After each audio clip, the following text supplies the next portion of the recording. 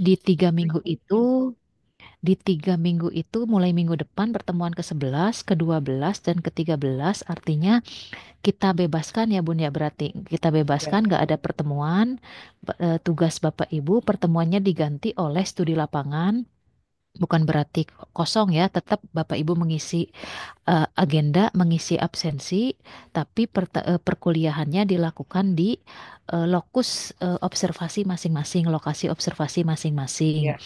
Jadi 3 minggu itu Bapak Ibu kita perkuliahannya di lokus observasi masing-masing dengan tetap mengisi litera, absensi di litera. Kita kembali bertemu nanti untuk laporan hasil di pertemuan ke-14 dan Hmm. 15. Hmm. Ya, gitu. Sepakat Ya. Bapak Ibu? Sepakat ya, bisa Sepakati disepakati ya. dicatat. Siap, Nah, artinya kalau siap, sudah disepakati, siap, Bu itu Dokter. menjadi komitmen dan tanggung jawab kita bersama untuk sama-sama apa namanya ya, memenuhi apa yang sudah disepakati, apa yang sudah menjadi komitmen itu menjadi tanggung jawab kita bersama, Bapak Ibu ya. Jadi jangan ada yang belum selesai atau yang tertinggal di pertemuan ke-14 dan 15 karena itu akan menjadi penilaian akhir untuk UAS gitu. Gitu ya Bapak Ibu ya, sepakat ya. Ya. Ya. Begitu saja ya. Betul Setuju? ya. Satu tujuh. Satu tujuh. Setuju, Bu Dokter. Setuju. Setuju. Ya. Dicatat Pak Kahfi. Pak Ustadz. Ustadz Kahfi. Miringan, Bu. Iya. Miringan. Pak enggak. Pak Kita buka Ustadz dengan Kahfinya satu. lagi fokus tuh apa? Ya lagi ngobrol dengan sahabat. Iya, Ayat Masing-masing tamu mencatat jika saja. nama ayat tamu. Ayat tamu Ya. meren. Iya ya. nah, Yang fokus aja Bu Titin, Kang Irawan gitu ya, diingatkan ya. lagi gitu fokus. Yang lagi fokus ya. Kita buka dulu ya, Bu Ulfa dengan ucapan basmalah bersama-sama. Bismillahirrahmanirrahim. Bismillahirrahmanirrahim. Sekaligus presentasi Bismillahirrahmanirrahim. kelompok terakhir untuk kelompok Qadarullah dan Pak Jayani ya. Silahkan bisa dimulai lalu nanti kita diskusi tanya jawab ya. Semoga Iya. sebelum jam setengah 6 sudah beres begitu. Karena ada keperluan lain saya ini anak-anak yang lain di SCG riweuh biasa pengen sekarang nggak mau besok ininya apa kuliahnya ya silahkan ya Bu Ulpah mulai ya mangga silahkan dimulai saja. Tapi dibuka Siap. lah. Pak Darmawan Siap. mau ngawitan? Bismillahirrahmanirrahim. Assalamualaikum warahmatullahi wabarakatuh. Alhamdulillah, wassalatu Waalaikumsalam wassalamu ala rasulillah ma ba'du. warahmatullahi Yang kami hormati Ibu dosen dan yang kami hormati juga teman-teman mahasiswa. Insya Allah pada pertemuan sekarang itu presentasi kelompok terakhir tentang book chapter pendekatan konseling sekolah yang mengadvokasi siswa di dalam lingkungannya. Insya Allah akan disampaikan oleh pemateri. Yang pertama yaitu Pak Muhammad Darmawan. Insya Allah nanti yang kedua juga pemateri yaitu Bapak Kiai Jaini Marzuki. Padanya dipersilahkan.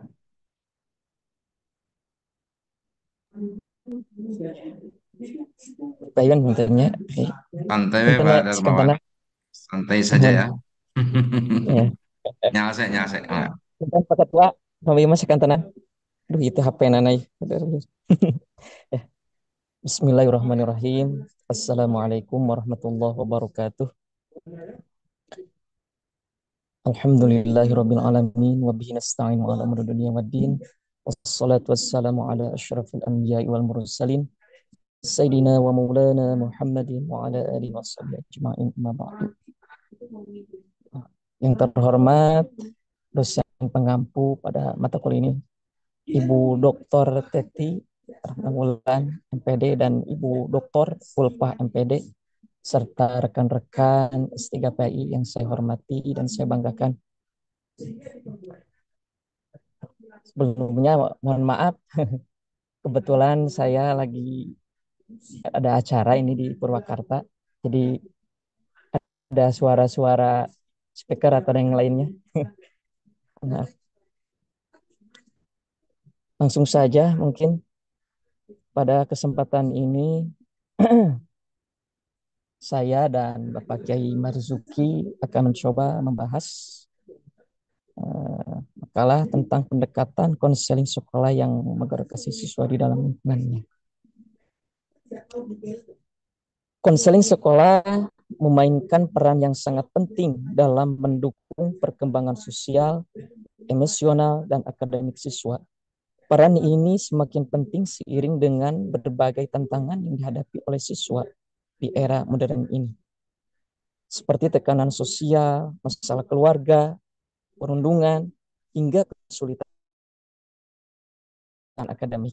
Dalam konteks ini, pendekatan konseling yang mengadopsi siswa di dalam lingkungannya menjadi hal yang sangat relevan, karena tidak hanya mengatasi masalah individu siswa, tetapi juga memperhatikan lingkungan sosial yang mempengaruhi kesejahteraan mereka. Pada dasarnya, konseling sekolah bertujuan untuk memberikan dukungan emosional dan akademik kepada siswa dengan cara yang lebih holistik. Namun, banyak siswa yang menghadapi masalah yang lebih kompleks yang berhubungan dengan faktor eksternal seperti keluarga, teman sebaya, dan budaya sekolah. Oleh karena itu, konselor sekolah perlu mengembangkan pendekatan yang lebih sensitif terhadap lingkungan siswa, serta memastikan bahwa semua siswa memiliki akses yang sama terhadap sumber daya dan dukungan yang mereka perlukan untuk berkembang. Salah satu alasan pentingnya pendekatan ini adalah pentingnya kesadaran tentang ketidaksetaraan dan diskriminasi di berbagai lingkungan pendidikan, serta siswa yang berasal dari latar belakang sosial, ekonomi, atau budaya yang berbeda seringkali menghadapi kesulitan untuk mendapatkan perhatian dan dukungan yang mereka butuhkan. Ya, next. Coba. Punten. Gimana nanya? Udah.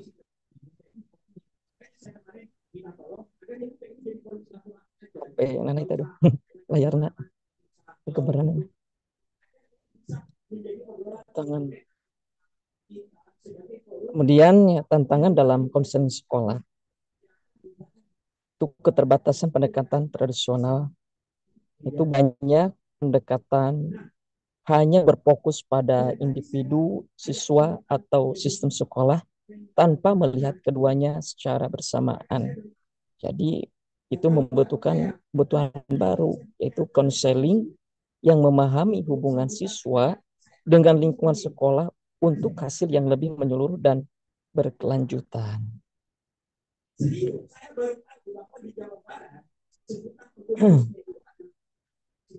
Untuk selanjutnya, saya serahkan kepada Bapak Kiai Marzuki.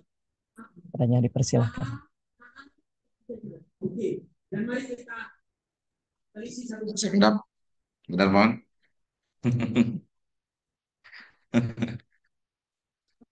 Terus Abdi. Assalamualaikum warahmatullahi wabarakatuh. Nahmaduhu wa nusalli wa nusallimu ala rasulihil karim amma ba'du.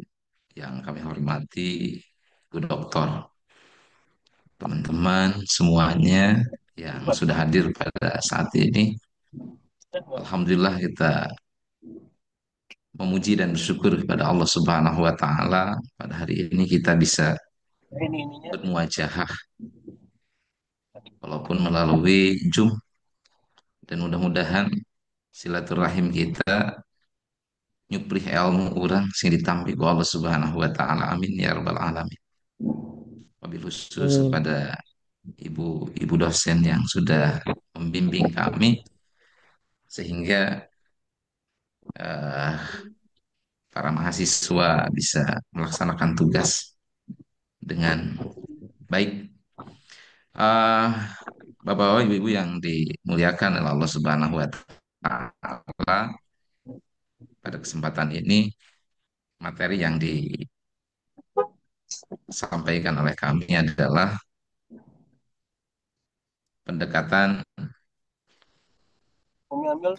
apa itu bahasa Inggrisnya itu? ESI gitu. Advocating student within environment. Kalau kita terjemahkan secara bebas bahwa pendekatan konseling sekolah yang mengadvokasi siswa dalam lingkungannya. Halo, lanjut. Ya, pendekatan konseling sekolah yang mengadvokasi siswa dalam lingkungannya sering dikenal dengan pendekatan berbasis advokasi. Nah, pendekatan ini dirancang untuk membantu siswa menghadapi tantangan pribadi. Jadi, tujuannya diciptakan, dibuat adalah untuk membantu siswa menghadapi tantangan pribadi, sosial, dan akademik dengan mempertimbangkan konteks lingkungan sosial mereka, seperti keluarga, sekolah, dan komunitas. Maka di sini ada beberapa penjelasan tentang pendekatan mengenai pendekatan berbasis advokasi ini. Yang pertama adalah pendekatan sistemik. Pendekatan ini memandang siswa sebagai bagian dari sistem yang lebih besar, sekolah, keluarga, komunitas. Konselor bekerja dengan berbagai pihak seperti guru, kemudian orang tua, dan anggota komunitas untuk menciptakan lingkungan yang mendukung perkembangan siswa. Kemudian fokus mengidentifikasi hambatan sistemik yang mungkin memengaruhi perkembangan siswa seperti diskriminasi, kemiskinan, ataupun bullying yang sering berkembang di setiap satuan pendidikan.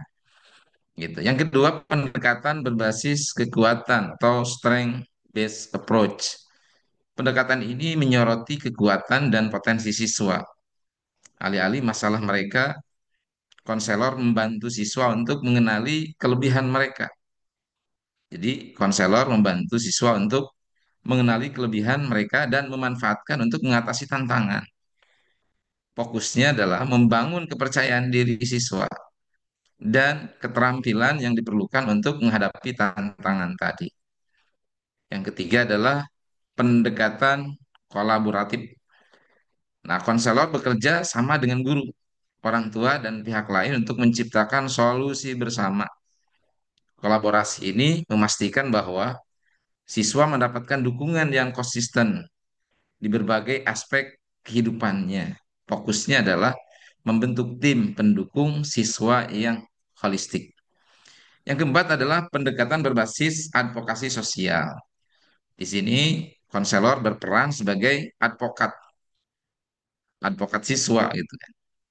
Terutama mereka yang berasal dari kelompok yang kurang terwakili atau menghadapi ketidakadilan. Nah, pendekatan ini melibatkan edukasi kepada masyarakat sekolah tentang pentingnya inklusi, kesetaraan, dan keadilan. Dan ini harus senantiasa disampaikan dan dipromosikan, diinformasikan kepada seluruh apa apa seluruh gitu kan, guru dan para murid. Fokusnya adalah mengatasi hambatan yang bersifat struktural atau sosial yang menghalangi siswa untuk berkembang. Yang kelima adalah pendekatan pemberdayaan atau konselor membantu siswa untuk menjadi mandiri, memiliki suara, dan mengambil keputusan yang berdampak positif pada kehidupannya. Fokusnya adalah memberikan siswa keterampilan komunikasi, pengambilan keputusan, dan resolusi konflik. Kemudian implementasi praktisnya adalah diantaranya adalah mengadakan workshop dan edukasi. Ini penting gitu kan, bahwa pihak satuan pendidikan untuk memberikan pelatihan kepada para guru dan siswa tentang kesadaran budaya, empati, dan keterampilan sosial. Dan selanjutnya adalah program peer counseling, yaitu membentuk kelompok siswa untuk saling mendukung di bawah bimbingan konselor. Selanjutnya adalah intervensi komunitas, yaitu menghubungkan siswa dan keluarga dengan sumber daya di komunitas seperti layanan kesehatan mental dan pelatihan keterampilan.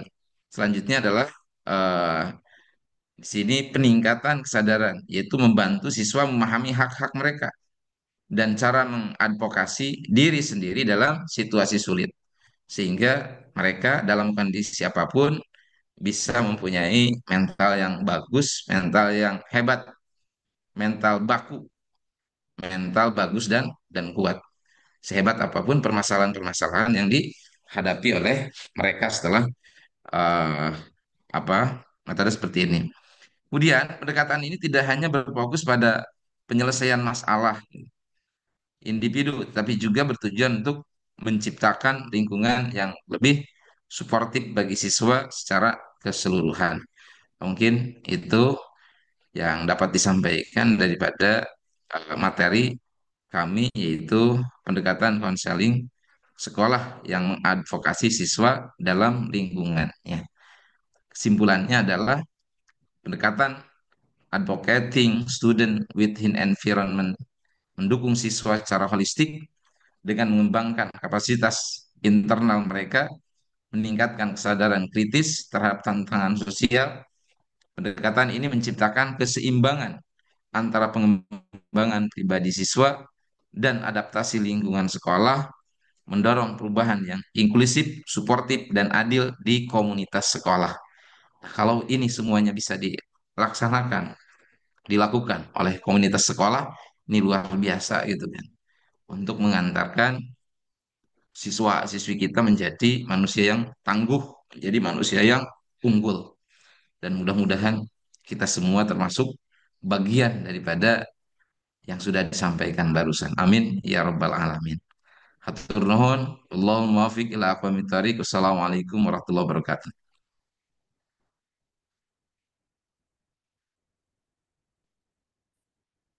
Mangga pilihan pada namihan.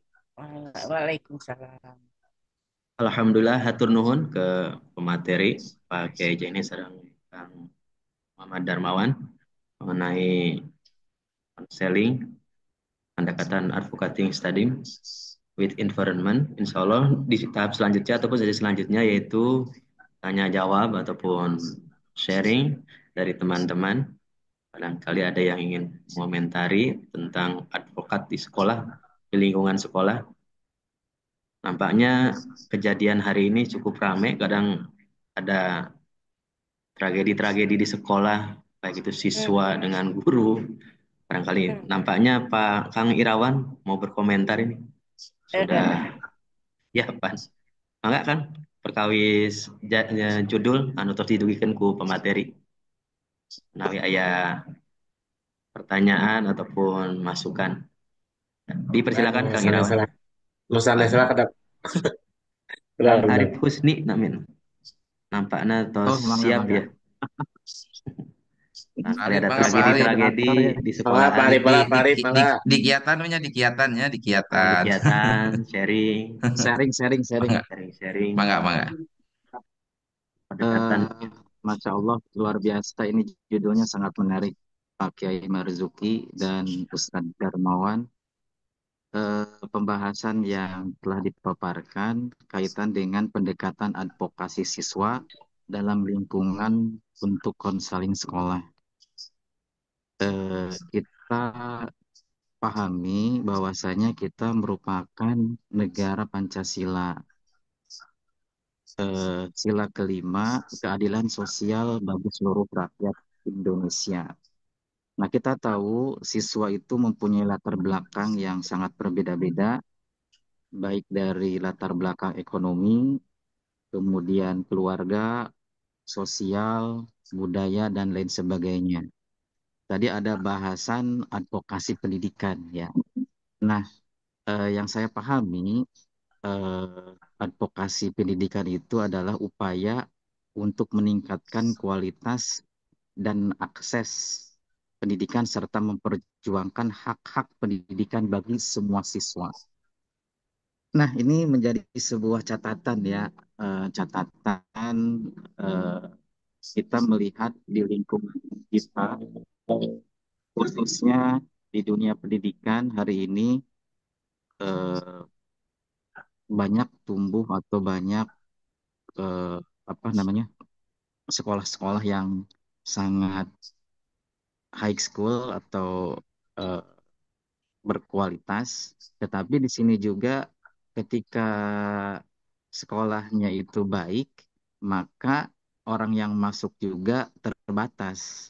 Jadi tidak selaras dengan sila kelima, keadilan sosial bagi seluruh rakyat Indonesia. Ini hanya sharing Pak Kiai Punten. SDIT, kemudian SMAIT, SMPIT. Nah, mereka juga sekarang berbondong-bondong banyak yayasan-yayasan yang menarikkan ya melebihi kapasitas eh, apa namanya menengah ke bawah. Jadi dengan sekolah harga ini yang fantastis. mohon. Bahkan masuknya juga ini luar biasa.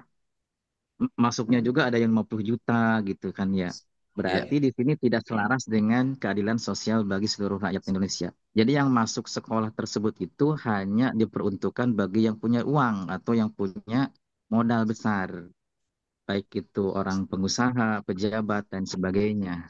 Nah, sedangkan eh, hari ini kita bahas pendekatan advokasi siswa dalam lingkungan untuk konseling sekolah. Nah, ini ya. agak sedikit melebar sebetulnya. Makanya tadi keadilan sosial bagi seluruh rakyat Indonesia itu tidak tidak ada di sini poinnya. Jadi hanya diperuntukkan bagi orang-orang yang mampu, orang-orang yang berduit, orang-orang yang mempunyai kapasitas tertentu. Jadi tidak semua bisa untuk masuk sekolah tersebut. Satu itu bagaimana tanggapannya Pak Kiai Marzuki dengan Pak Darmawan menanggapi fenomena yang hari ini terjadi. Bukan hari ini terjadi, bahkan ini sudah lama gitu. Dan tidak ada keadilan di sini. Satu itu. Yang kedua, eh, apa namanya ya, keadilan sosial bagi seluruh siswa ini. Nah, ketika siswa A dan siswa B dari berbagai macam latar belakang yang berbeda, ini hanya diskusi Pak ya. Siswa A ini latar belakangnya orang pejabat, orang yang punya uang. Kemudian yang siswa B dari latar belakang yang emang dari latar belakang ekonominya rendah. Ketika kita mempunyai masalah, dua orang ini punya masalah, ya secara manusiawi mungkin baik itu guru, baik itu konseling, agak sedikit berbeda menanggapi siswa yang berbeda berlatar belakang yang berbeda itu. Pasti sedikit ada, oh itu anak pejabat, oh itu orang kaya, oh dia mah orangnya juga broken home yang si B itu. Nah, bagaimana tanggapan Pak Kiai ini melihat kondisi eh, ya ini tidak bisa dipungkiri yang namanya siswa itu nggak semuanya sama, latar belakangnya pun berbeda ketika menghadapi si A latar belakang orang yang ada atau orang pejabat, pasti guru itu sedikit melihat apalagi oh ini anak kepala dinas gitu, bermasalah dengan si B yang orang miskin yang emang latar belakangnya itu broken home.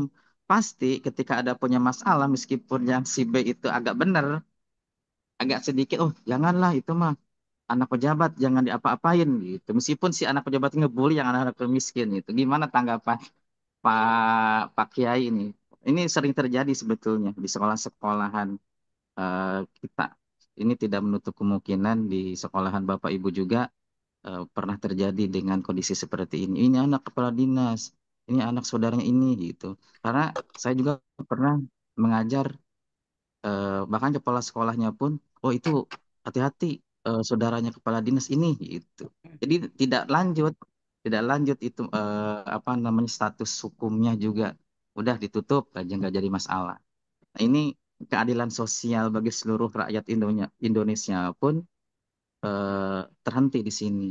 Ya, ini hanya diskusi aja Pak Jaini, bagaimana melihat fenomena yang hari ini seperti itulah.